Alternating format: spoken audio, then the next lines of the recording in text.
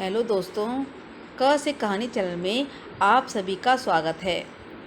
आज की कहानी है गुलबानो, जो लेखिका अजीत कौर के द्वारा लिखी गई है। जैसे कि नाम से पता चलता है, गुलबानो इस कहानी का केंद्र पात्र है। ये कहानी गुलबानो के ऊपर है, जो कि बेहद खूबसूरत है। आसपास के गांव में उसकी खूबसूरती जैसा कोई नहीं है, और कैसे उसकी खूबसूरती उस घर के चार दीवारों के अंदर कैद रहती है, और आखिर में कैसे उसकी यही खूबसूरती दुश्मन बन जाती है। तो दोस्तों, आगे बढ़ते हैं। खुशदिल खान गार्ड की बीवी गुलबानो बेहद सुंदर थी। आसपास के 20 गांव में सिर्फ एक दूसरी बनाई ही नहीं थी बनाने वाले ने। लंबी ऊंची पठानी, मुंह जैसे कच्चे दूध का कटोरा हो, अंग जैसे साग के कोमल डंठल और सुंदर मानो परियों की रानी। चांद की कतरन पर हर परी को जैसे कोई देव अपने पत्थर के किले में कैद करके रखता है, वैसे ही खुशदिल खान गार्ड ने गुलबानो को छिपा रखा था। यूँ भी सभी पठान अपनी बीवियों को ऐसे छिपा कर रखते हैं मानो ब्याह कर ना लाए हों, उन्हें लूट कर लाए हों कहीं से। लेकिन खुशदिल खान गार्ड की बीवी की तो छाया भी कभी किसी मर्द ने नहीं देखी थी। खुले मौसम में सभी गांव की औरतें मिलकर शहर में सौदा खरीदने जाती। हर औरत उस घड़ी की प्रतीक्षा ऐसे करती जैसे किसी मेले में सज धजकर बुर्के पहनकर घर से निकल पड़ती। सबसे आगे ढोल बज रहा होता। दूर से ढोल की आवाज़ सुनकर पठान रास्ता छोड़ देते। गांव के बाहर जब किसी के देख लेने का भय ना रहता, तो वे सभी बुर्कों के नकाबों को ऊपर उठा लेती और उनके मेहंदी रंगे चांदी की पाजेबों वाले पांव ढोल की ताल पर नाचते नाचते बावरे हो जाते। काफ़ी समय से ज़बरदस्ती रोककर रखा हुआ नृत्य और उल्लास की उनकी एड़ियों से फूट पड़ता।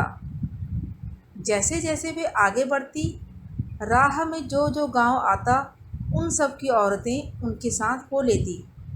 लेकिन जब वे खुशदिल खान गार्ड के गांव गड़ी महाज खां पहुंचती, तो सभी के दिल में एक टीस सी उठने लग पड़ती। यह दर्द गुलबानो के कलेजे में एक असह्य पीड़ा बनकर रह जाता।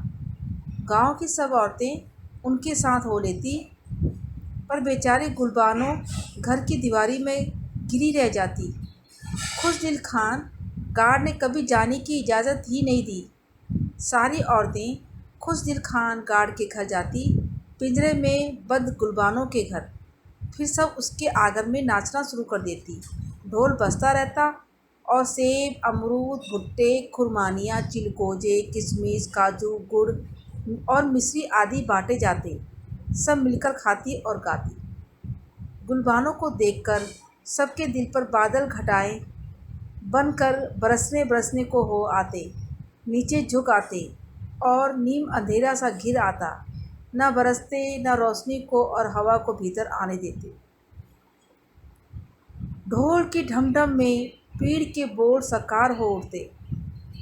पठानी औरतें नृत्य करती तो उनकी एड़ियों से मानो कोई दर्द विलाप कर उठता। और गुलबानो, उसकी पीड़ा उन रातों की तरह थी जिन्हें अंधेरी राहों पर ठोकर लग जाती है, और लाखों सितारे जिनके दर्द में कोयले से सुलग उठते हैं। औरतें अपनी राह लेती। गुलबानो को लगता उसके घर की दीवारों की तपती हुई भट्टी में उसका जीवन जलकर राख हो जाएगा।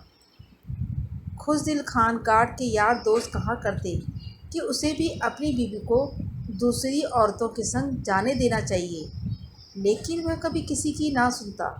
लोग कहते, गाय भैंसों को भी तो झुंड के साथ बाहर भेजते हैं कि नहीं। वह चुप ही रहता। जब भी औरतों का झुंड खुशदिल खान गार्ड के घर जाता, वह क्रोध से लाल हो उठता और बारी बारी से सबसे झगड़ने लगने पड़ता। दफ्तर में मातहतों पर गरम और घर में नौकरों से नाराज, बच्चों पर बात बात पर बरसता, बीवी को एहसास कराता कि वो छोटी सी चींटी से भी गई गुजरी है। हैसियत ही है क्या उसकी। अगर खुशदिल खान से ब्याह ना होता उसका तो क्या करती वो। वह बर्तन फोड़ देता, चीज़ें तोड़ देता, मानो आंधी घर के दरवाजे तोड़कर अंदर आ गई हो। फिर जैसे जैसे दिन व्यतीत होने लगते, आंधी खुद ब खुद शांत हो जाती, जिंदगी अपनी राह हो लेती, ऐसी राह पर जहाँ नया कुछ ना होता, ना ही कुछ नया होने की संभावना होती। गुलबानों के प्राण घर की दीवारों को ऐसे अंगीकार कर लेते मानो वो उसके जिस्म की ही दूसरी खाल हो।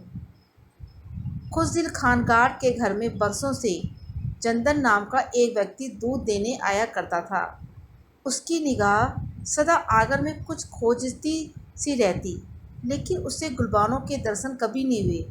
फिर एक दिन चंदन ने अभी गागर बरामदे में रखी ही थी कि अंदर आंगन में से गुलबानों गुजरी।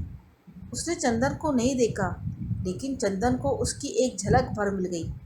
उसे लगा गुलबानों की खूबसूरती सागर जल से धुली दूध सी सफ़ेद एक चमकदार सीपी के समान है। वह गुलबानों के रूप की एक ही झांकी पाकर बादशाह हो गया। चंदन जहाँ कहीं उठता बैठता गुलबानों की बातें करता। उसका चेहरा ऐसा था, उसकी चाल ऐसी, कपड़े फला रंग के, गहने उसके हाथ, चलते हुए उसके पाँव। गुलबानों चंदन के सामने से आंगन में गुजरी थी। साकार गुलबानों, गुलबानों खुद चंदन के मन के अंधेरे आकाश में बिजली सी खुद कौंध गई। उनकी आपस में कभी कोई बात नहीं हुई। गुलबानों ने चंदन की तरफ देखा तक नहीं।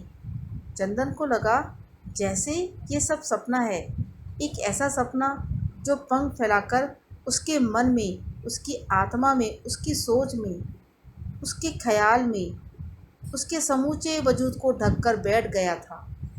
इन मुलायम और गर्म पंखों के नीचे कई चाहते, कई सपने, कई कल्पनाएं, आशाएं और छोटी पतली और लंबी गर्दनें निकालकर निरीह और भयहीन आँखों से संसार का स्तंभित सी देख रही थी। उस आकाश, उस धरती को जो लाखों वर्ष पुरानी थी, परंतु उसके लिए आज ही अभी कच्चे दूध से मीठी और कुनकुनी सिर्फ उसके लिए बनी थी, सिर्फ उसी के लिए। एक और चंदन था जिसके दिल की दहलीज गुलबानों की एक ही झलक से खुल गई और धरती आसमान दोनों उसमें समा गई। दूसरी तरफ खुशदिल खान था जो गुलबानों की बरसों की निकटता पाकर भी पत्थर बना रहा, एक ऐसा पत्थर जो लावे में जल भूनकर कंकड़ बन जाता है। एक गुलबानों थी जो खुशदिल खान के पास रहते हुए भी उससे कोसों दूर थी, और उधर एक गुलबानों थी जो चंदन से कोसों दूर होते हुए भी उसकी सांसों में समाई हुई थी।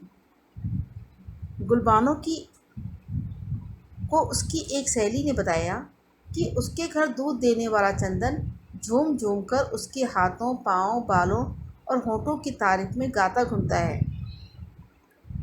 अगले दिन चंदन की दूध की गागर से एक धार जब उसके घर की गागर में गिरी तो गुलबानों ने द्वार की फाँक में से पलक भर देखा।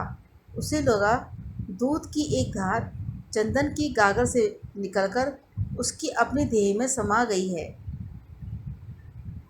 अब गुलबानों घर के आंगन में चलती तो उसके पांव थिरक थिरक जाते। उसका जीवन संगीतमय हो गया। मस्ती के खुमार में आंखों को बंद किए वह देर तक अपने अंदर के गुनगुने पानियों में डूबी रहती। उसके मानस के खाली पड़े आंगन में एक और पौधा होगा, चंदन के प्यार का पौधा। उसकी आत्मा की सीपी में एक बूंद प्यार की टपकी और वह इश्क रूपी असली मोती बन गई।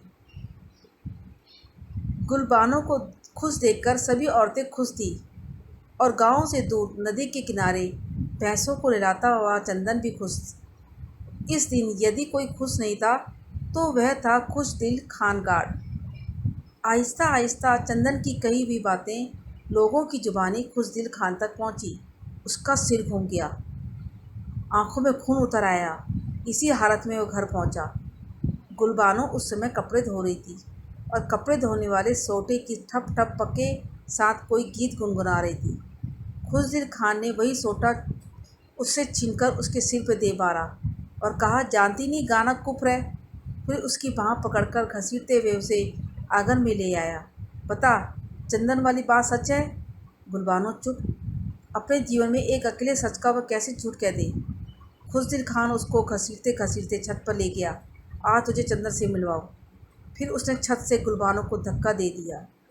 वह धड़ाम से नीचे गली में आ गिरी। एक चीख गूंजी और बस। आवाज़ सुनते ही लोग चारों ओर से दौड़ पड़े। खुशदिल खान ने ऊपर छत से देखा, उसकी बीवी नंगे मुंह गली में पड़ी है और सब लोग उसे देख रहे हैं। वह दौड़ा दौड़ा नीचे उतरा, अंदर से एक मोटी चादर लेकर गली में पहुंचा और झटपट गुलबानो के मुंह पर डाल दी। तो दोस्तों, ये कहानी यहीं ख़त्म हो जाती है, पर इस कहानी का अंत बड़ा दुखद है। तो दोस्तों, आगे नई कहानी सुनने के लिए मेरे साथ इस चैनल में बने रहिए। सब्सक्राइब कीजिए, शेयर कीजिए और अच्छी और नई कहानियाँ आपके सामने प्रस्तुत करती रहूँगी। तब तक के लिए धन्यवाद। नमस्कार।